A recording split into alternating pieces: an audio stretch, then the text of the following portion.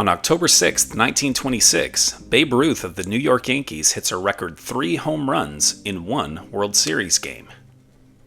It happened in Game 4 against the St. Louis Cardinals. The Yankees won the game 10-5, but lost the series in 7 games. Ruth's 3-homer feat has only been accomplished 4 times since. Ruth did it again against the Cardinals in 1928 in a series the Yankees won in a 4-game sweep. It would be nearly 50 years before another player pulled off the Ruthian 3-homer feat. Once again, it was a Yankee, Reggie Jackson, in Game 6 against the Los Angeles Dodgers in 1977. More than 30 years later, Albert Pujols of the Cardinals hit 3 in Game 3 against the Texas Rangers in the 2011 World Series. The following year, Pablo Sandoval of the San Francisco Giants became just the 4th player to ever accomplish the feat, thrice going long in Game 1 against the Detroit Tigers. Impressively, the first 2 came off Tigers ace Justin Verlander. Of the 5 times a team has had a player hit 3 homers in a World Series, only once has the team lost that series. That was, of course, in 1926, when Ruth became the first to hit 3 in a game. Baltimore-born Babe Ruth began his major league career in 1914 at age 19 with the Boston Red Sox, where he was primarily a starting pitcher.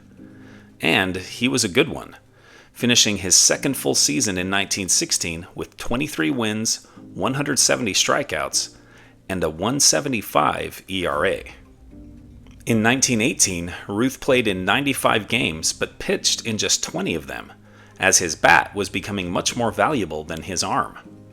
That year, he tied for the most home runs in Major League Baseball with, wait for it, 11.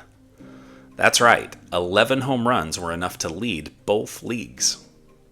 The next year, in 130 games, Ruth hit an MLB leading 29. In second place was 6-time National League home run king Gavy Cravath of the Philadelphia Phillies with just 12. By the time he was sold to the Yankees before the 1920 season, the 25-year-old Ruth's pitching days were essentially over. That first year in New York, he hit a whopping 54 homers. No one had ever seen power like the Babes, who finished his career with 714 long balls, a record that stood until Hank Aaron eclipsed it in 1974. You see, Babe Ruth fundamentally transformed the game of baseball. In baseball's modern era, which began in 1901, the most home runs hit in a single season before Ruth moved from the mound to the outfield was just 24, hit by the aforementioned Gavy Cravath in 1915. Between 1901 and 1918, there were multiple seasons where no player in either league even managed to reach double digits in homers. In 1902, for example, the National League home run leader, Tommy Leach, hit only 6. In both 1908 and 1915, the American League home run champion had just 7. By contrast, since 1920, there have been only 3 seasons where the American League leader did not have at least 30 home runs. 2 of those years were during World War II, and the other was the strike-shortened 1981 season.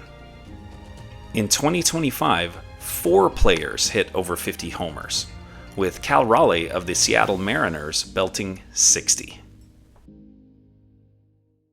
Here are other events that happened today in history. In 105 BC, Germanic tribes annihilate 10 legions in one of Rome's worst military defeats.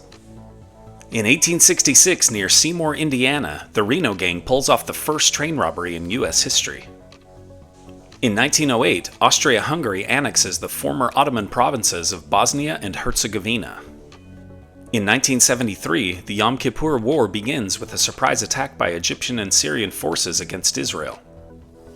In 1981, Islamists assassinate Egyptian President Sadat 3 years after the Camp David Accords. In 1993, NBA legend Michael Jordan retires to try his hand at professional baseball. In 2020, American guitar legend Eddie Van Halen dies of throat cancer in California at age 65.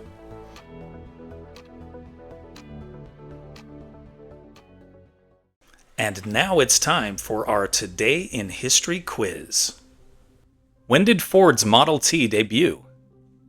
1901, 1908, 1915, or 1922?